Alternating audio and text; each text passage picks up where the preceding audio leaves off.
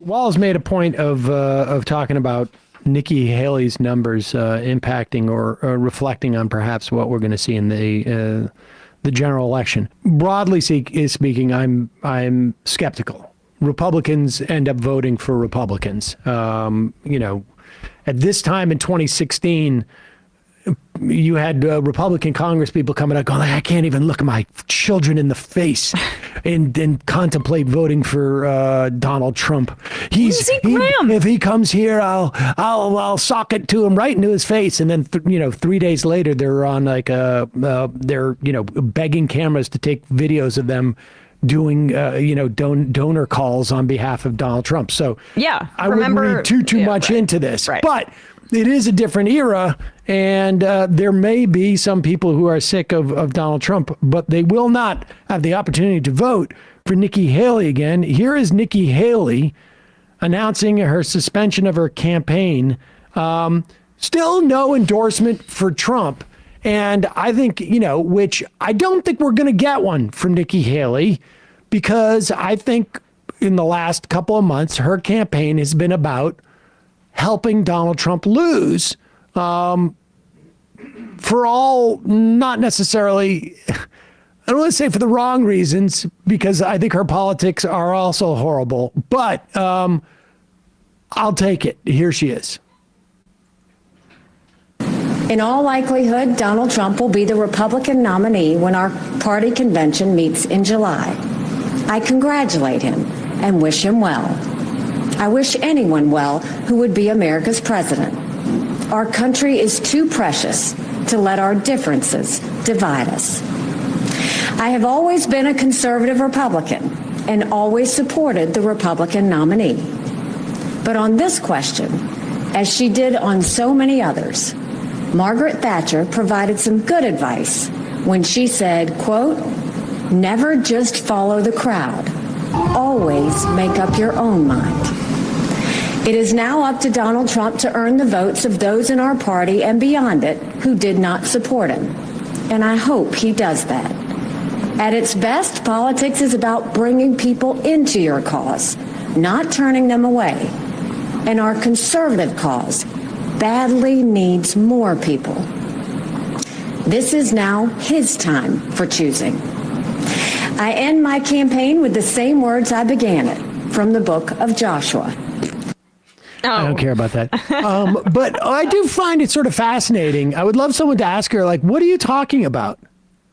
Who is Donald Trump excluding? What can he do, in your mind, to not exclude people? Mm-hmm. Right? I mean, it's sort of a fascinating question. I mean, it seems like sort of an obvious one, but I mean, I don't think that she thinks there's something that Donald Trump, never mind what he would do. I want to know what, in her mind, he could do. What Republican policies is he not following that she has a problem with? Ukraine, I guess. I mean, yeah. But I don't know if that's a Republican, not a Republican policy. I mean, in the House, right? Mitch McConnell was as dogmatic as anybody about getting Ukraine money through. I mean, he's old school in his as is Nikki Haley in their representation of the defense industry. Okay, Ukraine. Yeah. But eventually I think Republicans will cave on that stuff because they're not that committed to it. At the same time, they want to send a bunch of money to Israel, and then they're saying we don't want to send it to Ukraine because of the taxpayer. It's just, I mean, I think it's more just, a Trumpy thing. But I'm curious, from her perspective, what is the thing that he could do that she's ostensibly saying that's what would make her vote for? I think that's the curious thing about it, because Donald Trump's policies are Republican policies. They are, this is the Republican movement. She's up there denying that racism even exists.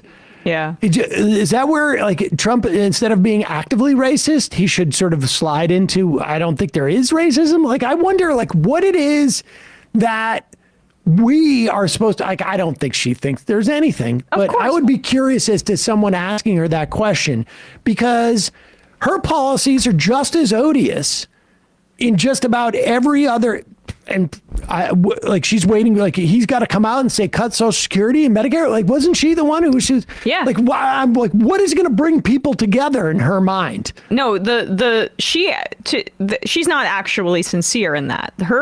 I think you're dead on about the fact that she desperately needs Donald Trump to lose. Like, there's a whole class of Republicans in the Senate that need that as well, where they're terrified of their future in leadership or their future in electorally, even if they don't kind of remove the Trumpy wing from the party. And the only way they can do that is by having him be a loser and branded as such. And let's be clear.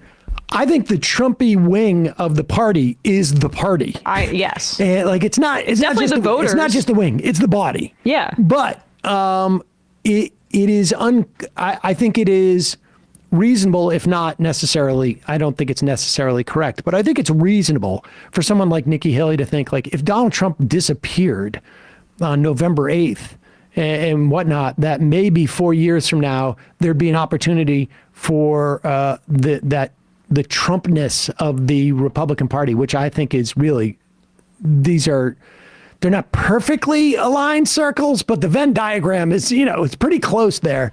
I think that it's reasonable for them to, look, hope springs eternal, that they would have an opportunity because maybe nobody can activate that wing or that part of the Republican Party, that mass, in a way that Donald Trump can. But like, I just want to hammer this point home. The Koch brothers didn't want Trump to win, right? Yeah. Or the Koch network didn't. And a lot of big money donors who aren't the Mercers or whatever want somebody who is more controllable. So the problem for the Republicans is that the base loves Trump.